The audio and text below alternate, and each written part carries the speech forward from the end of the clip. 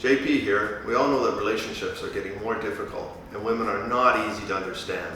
I know just saying that is a huge understatement. A very wise man who was very happily married for many years was once asked, what was his secret to his long, happy marriage? He said, marry the right woman. He was absolutely right.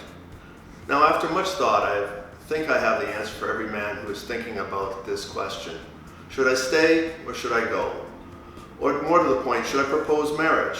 Is she the one? Is she giving you the pressure to make up your mind? Well, man, you're in the danger zone. It seems to me that many men don't take this question seriously enough. In fact, men will take more time deciding what kind of car to buy than whether the woman they are considering to marry is right for them.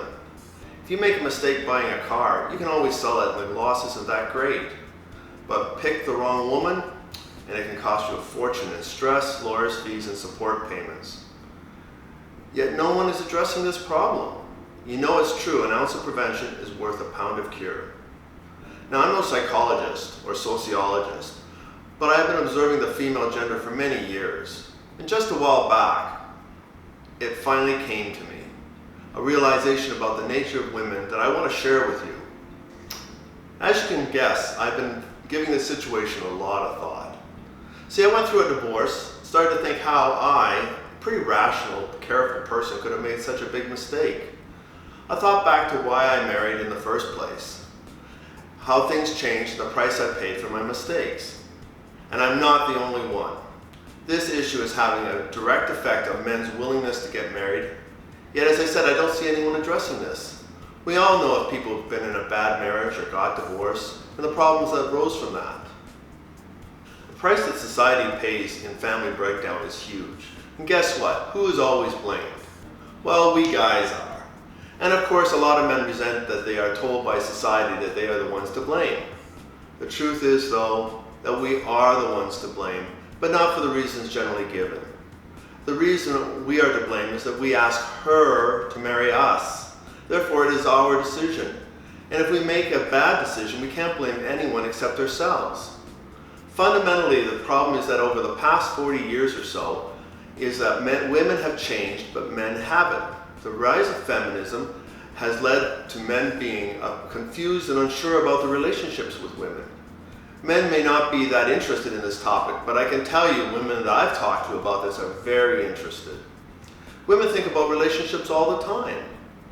Why do you think soap operas have been on the air for so long? When it comes to relationships, women are far more prepared than we are. And you know the more prepared team is usually the one that wins, like the damn Patriots. Now, I'm not going to drag this out. I just wanted you to take a half an hour of your time, listen to what I have to say about this. I think it'll really help you avoid making the most important decision in your life, becoming the biggest mistake in your life. And I'm here to tell you, you can avoid a disastrous marriage. And here's the good news. It's not that complicated. And no, you don't need to understand women completely, thank God. Over the next 5 lessons, I'm going to explain how to identify unsuitable women for marriage. Women that you should not marry under any circumstances if you want to live a happy life. Once you have identified them, you can decide whether you want to stay or you should go. I can give you a little advice about that as well. I will use some example from my experiences, my friends, and things I've read about in the news. But I want you to know that this is not about me and my life. It is about you and you making the right decision. And never forget, it is your decision. There is no law saying that you must get married. If family and friends are pressuring you, well, move away.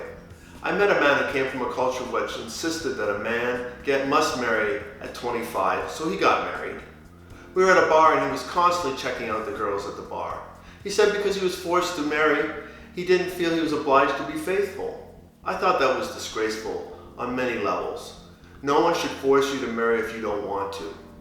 See you in the next lesson.